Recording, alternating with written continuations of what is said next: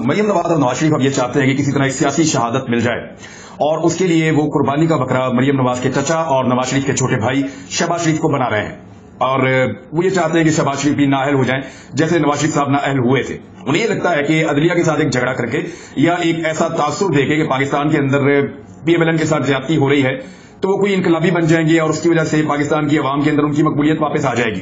ایسا ہو نہیں سکتا کیونکہ گزشتہ ایک سال میں جو کچھ انہوں نے کیا ہے، چاہے وہ عوام کے ساتھ مہنگائی کی صورت میں کیا ہو، چاہے عوام کے اوپر ٹارچر کیا ہو، چاہے چیزوں کو مہنگا کر دیا ہو، چاہے معیشت کو تباہ و برباد کر دیا ہو، یا ان کی بیڈ گورننس ہو، یا اس کے ساتھ ساتھ جو فسادیت انہوں نے پاکستان میں دکھائی ہے، جو ظلم و ستم انہوں نے لوگوں کے اوپر کیا ہے، اب ان ساری چیزوں کو دیکھتے ہوئے لوگ کبھی نہیں مانیں گے کہ یہ ظالم ہے، ان کے ساتھ کیسے ظلم ہو سکتا ہے۔ ظالم مظلوم بننے کا ناٹک تو کر سکتا ہے لیکن تھوڑے عرصے کے لیے کر سکتا ہے، وہ اپنے آپ کو ہمیشہ مظلوم ثابت نہیں کر سکتا۔ اب یہ لوگ چاہتے ہیں کہ شہباز شریف کسی طرح نااہل ہو جائے، وہ ایسے کہ فیصلہ کیا گیا ہے اور باقاعدہ بھنگ دہل کہا جا رہا ہے، بار بار چیلنج کیا جا رہا ہے کہ عدالتی احکامات کی تعمیل نہیں کی جائے گی، اور ہم دیکھتے ہیں کہ کیسے الیکشن ہوتے ہیں پاکستان میں۔ اس قسم کے دعوے حکومتی کیمپ سے کیے جا رہے ہیں، بلکہ ججز کی توہین کی جا رہی ہے، ججز کے اوپر اٹیک کیا جا رہا ہے۔ میرے دماغ میں ایک سوال اٹھ رہا ہے، میں آپ سب سے بھی پوچھ لیتا ہوں اور پاکستان کے اداروں سے بھی پوچھتا ہوں کہ کسی ایک فوجی جرنیل کے خلاف اگر ایک ٹویٹ ہو جائے کسی سے جس میں کوئی شکوہ ہو یا کوئی تنقید کا عنصر ہو یا کسی پالیسی سے اختلاف ہو یا ان کے کسی جملے سے اختلاف ہو، تو نہ صرف اس بندے پہ غداری کے اور بغاوت کے مقدمے ہو جاتے ہیں بلکہ وہ بندہ گرفتار ہو جاتا ہے، پھر اس بندے کے اوپر ٹارچر کیا جاتا ہے، اس کا پاکستان کے اندر جینا حرام کر دیا جاتا ہے۔ دوسری طرف ایک جج کو آپ جتنی مرضی تنقید کریں، جتنا مرضی آپ برا بھلا کہیں، کوئی کرائیٹیریا سیٹ نہیں ہے۔ یعنی کیا اس ملک میں ججز کی عزت نہیں ہے، یا تمام اداروں کے اندر بیٹھے ہوئے لوگ ایک جیسے معتبر اور محترم نہیں ہیں؟ عدلیہ تو میں نے آپ کو پہلے بتایا تھا کہ ریاست کا ایک ستون ہے، فوج ریاست کا ستون نہیں ہے۔ فوج بالکل باقی اداروں کی طرح ایک ادارہ ہے۔ فوجی آرمی چیف جو ہیں وہ 22ویں گریڈ کے آفیسر ہیں جس طرح باقی آفیسرز ہیں۔ چیف جسٹس یا جج صاحبان آرمی چیف کو طلب کر سکتے ہیں، جبکہ آرمی چیف ایسا سوچ بھی نہیں سکتے کہ وہ چیف جسٹس کو یا ججز کو بلائیں گے یا انہیں طلب کریں گے۔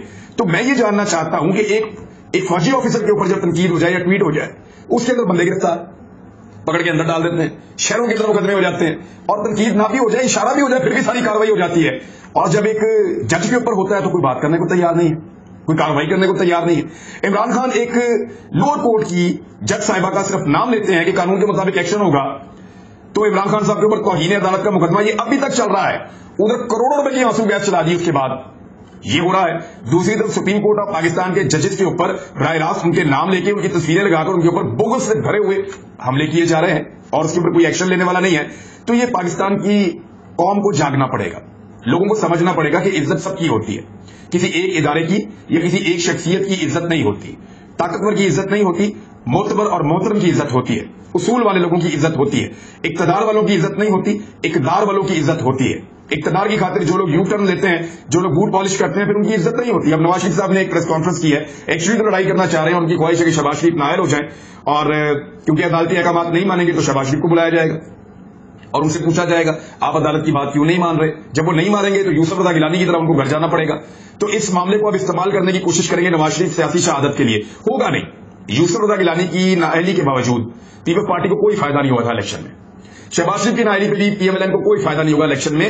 ساری دنیا جانتی ہے کہ اسٹیبلشمنٹ کے ساتھ مل کر یہ جو پی ڈی ایم کی جماعتیں ہیں، انہوں نے شب خون مارا ہوا ہے، انہوں نے رجیم چینج آپریشن کیا ہوا ہے، اس کے بعد پاکستان کی عوام کا انہوں نے جینا دو بھر کر دیا ہے، اور اب یہ شہید بننے کی کوشش کریں گے بھی تو لوگ ان کی بات نہیں مانیں گے، بلکہ یہ عدلیہ کے ساتھ ٹکراؤ کی پالیسی میں ہے اور یہ چاہتے ہیں کہ ان کا اقتدار لمبا ہوتا چلا جائے، نگران حکومتیں ایک ایک سال تک چلتی رہے اور پاکستان میں الیکشن کروانے ہی نہ پڑے، کیونکہ الیکشن سے یہ بھاگ رہے ہیں۔ اور دیکھیں ایک چیز کو آپ سمجھیے، عدالت نے یہ تو نہیں کہا کہ عمران خان کو لا کے وزیر اعظم پاکستان بنا دیں اور شہباز شریف کو ہٹا دیں، یا عمران خان کا بندہ آپ چن لیں اور اٹھا کے اس کو وزیر اعلیٰ پنجاب بنا دیں اور وزیر اعلیٰ خیبر پختونخوا بنا دیں اور شہباز شریف کو ہٹا دیں، یہ تو نہیں کہا۔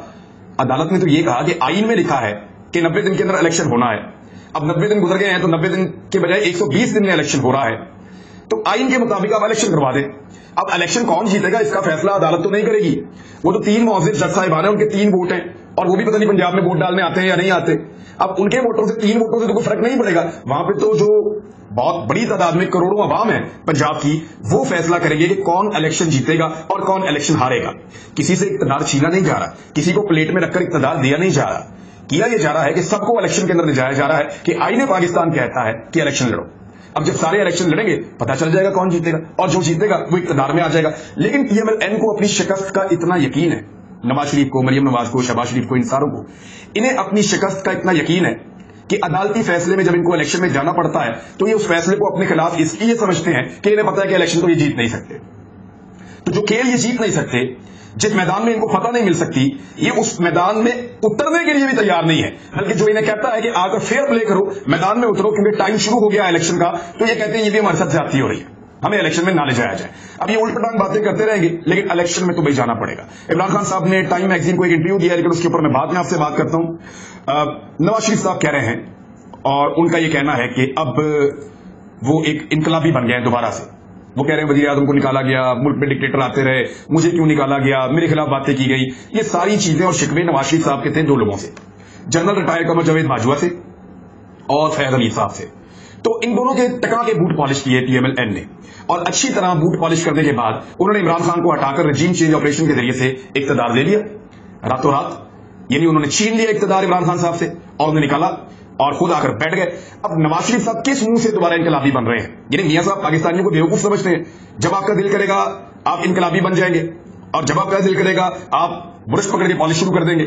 یعنی لوگ پاگل نہیں ہیں. ابھی تھوڑا عرصہ پہلے آپ نے پالش کی ہے اور ایسی ٹکا کے پالش کی ہے کہ اس کے نتیجے میں آپ کی حکومت بنا دی گئی ہے. آپ زرداری صاحب کی شکل نہیں دیکھنا چاہتے تھے, ان کے ساتھ اقتدار میں بیٹھے ہوئے ہیں. آپ نے 1 درجن سے زیادہ جماعتوں نے مل کر اقتدار حاصل کیا ہے اور پیسہ بھی اس کے اوپر خرچ ہوا ہے مبینہ طور پہ. رجیم چینج آپریشن ہوا ہے بیرونی اور اندرونی آقاؤں کے کہنے کے اوپر. کہا کہ آپ لوگوں نے بوٹ پالش کی ہے اور اس کا فائدہ اٹھایا. اب آپ دوبارہ انقلابی بننے چلے گئے ہیں. یعنی جب آپ کو الیکشن میں جانا ہوتا ہے, عوام کے پاس جانا ہوتا ہے, آپ انقلابی بن جاتے ہیں, اور جب آپ نے اقتدار حاصل کرنا ہوتا ہے 2 نمبر طریقے سے شب خون مار کے, تو آپ بوٹ پالشیا بن جاتے ہیں. تو اب یہ لوگ بیوقوف اور مزید مجھے نہیں لگتا کہ آپ لوگ ان کو بنا پائیں گے. کہتے ہیں جی کہ ریفرنس دائر کیے جائیں ان 3 ججز کے خلاف, کریں. یہی پنگا لیا تھا پرویز مشرف نے, درگت بن گئی تھی, اور یہی پنگا لیا تھا اس سے پہلے بھی آپ نے, باقی لوگ بھی لیتے رہے ہیں. کیا آپ کی حالت ہوئی تھی, آج تک آپ اس سے نہیں نکل پا رہے. آئے ریفرنس, میں تو کہتا ہوں بہت اچھی بات ہے, ججز کے خلاف ریفرنس لے کر آئیں. جب وہ ریفرنسز آئیں گے, ان کی سنوائی ہوگی, تو مزید حقائق سامنے آئیں گے. جو لوگ ابھی بچ گئے ہیں وہ بھی اس میں مزید ننگے ہو جائیں گے. عمران خان صاحب نے ٹائمز میگزین کو ایک انٹرویو دیا, اور یہ امریکی میگزین ہے, اور اس میں عمران خان صاحب نے زوم کے ذریعے بات چیت کی تھی ان سے, اور 5 مین نکات ہیں جن پہ عمران خان صاحب نے بات کی. انہوں نے کہا کہ عمران خان کو اب بھی یقین ہے کہ ان کی جان کو خطرہ ہے. نومبر میں ان کے اوپر ایک اٹیک ہوا تھا ریلی کے دوران, اور خان صاحب کو ٹانگ میں 3 گولیاں لگی تھیں, جس سے کئی کارکنان زخمی بھی ہو گئے تھے مزید بھی, اور ایک ہلاک بھی ہو گیا تھا. ایک مشتبہ شخص کو جائے وقوع سے گرفتار بھی کیا گیا تھا. یہ ساری چیزیں ٹائم میگزین نے لکھی ہیں. عمران خان نے ٹائم میگزین کو بتایا کہ وہ طویل عرصے سے قاتلانہ حملے کی توقع کر رہے تھے اور خدشہ ہے کہ مزید کارروائی شروع ہو سکتی ہے.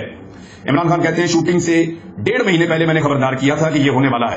میں نے ان سے کہا کہ وہ مجھ پر حملہ کرائیں گے اور ایک مذہبی جنونی کو مورد الزام ٹھہرائیں گے, کیونکہ میں 3.5 سال سے اقتدار میں تھا اور انٹیلیجنس ایجنسیوں کے اندر سے مجھے یہ معلومات مل رہی تھی. اس لیے اب میرے گھر کے باہر موجود میرے حامیوں کو یقین ہے کہ اگر وہ مجھے گرفتار کرتے ہیں تو مجھے مار ڈالیں گے. دوسرا پوائنٹ جو عمران خان صاحب نے اٹھایا وہ یہ ہے کہ پاکستان کے معاشی بحران کی وجوہات ساختی نوعیت کی ہے. یعنی انہوں نے کہا کہ مارچ میں مہنگائی کی شرح سال بسال ریکارڈ 47% اضافہ ہے, اور اسی عرصے کے دوران روپے کی قدر میں 54% کمی ہو گئی ہے. پاکستان میں معاشی بحران بڑھتا چلا جا رہا ہے. ملک کے پاس صرف $4.5 ارب کے غیر ملکی ذخائر رہ گئے ہیں. یعنی $20 فی شہری کے طور پہ پاکستان کے پاس اس وقت پیسے موجود ہیں, اور ڈیفالٹ سے بچنا آئی ایم ایف کے رکے ہوئے بیل آؤٹ کو کھولنے پر منحصر ہے. یعنی آئی ایم ایف ہمیں بیل آؤٹ پیکج دیتا ہے تو پھر ہم ڈیفالٹ سے بچنا ہے, ورنہ ہم نہیں بچ سکیں گے. عمران خان صاحب نے معیشت کے اوپر بڑی کھل کر بات کی, اور اس کے بارے میں بتایا کہ پاکستان کی کیونکہ درآمدات زیادہ ہیں, برآمدات کم ہیں, ان کی وجہ سے پاکستان کا ایک بیلنس آف پیمنٹ نہیں رہتا, اور پاکستان کے ریزرو کے اوپر ایک دباؤ رہتا ہے, اور لگاتار ہمیں یہ بوجھ اٹھانا پڑتا ہے. اور پاکستان اس کے لیے سیاحت کو بڑھائے گا, ایکسپورٹس کو بڑھائے گا, فورن ریمیٹنسز جو ہیں وہ بڑھیں گے, اور کچھ اور اسکیمیں ہیں جن کے ذریعے سے پاکستان میں ریزرو بڑھ سکتے ہیں اور پاکستان کا خسارہ کم ہو سکتا ہے. بہرحال عمران خان نے سرمایہ کاری کی حوصلہ افزائی اور سیاحت کی صنعت کو ترقی دینے کے لیے کرکٹ کا استعمال کرنے کی بھی خواہش کا اظہار کیا. ایک نقطہ ان کا یہ تھا. ایک اور نقطہ ان کا یہ تھا کہ کورونا وائرس میں پاکستان نے بڑی خوبصورتی سے اس کو ہینڈل کیا تھا, کیونکہ حکومت اور فوج اس معاملے پر ایک پیج پر تھے. دیکھیں میں یہ دیکھتا ہوں کہ جب بات ہو رہی تھی فیٹر کی تو جان بوجھ کر سارا کریڈٹ پاکستان کی فوج کو دینے کی کوشش کی گئی, اور اس وقت کی حکومت عمران خان صاحب کی جو تھی اس کو بالکل فراموش کر دیا گیا. اور یہ گلا فوج کے ادارے سے بھی کیا جا سکتا ہے کیونکہ وہاں سے بھی انفارمیشن اسی طرح کی فلوٹ کی گئی تھی. لیکن عمران خان صاحب آج بھی جب ذکر کرتے ہیں اپنی کامیابیوں کا تو جہاں پہ جس ادارے کا تذکرہ کرنا ضروری ہے وہ اس کو اس کا کریڈٹ دیتے ہیں.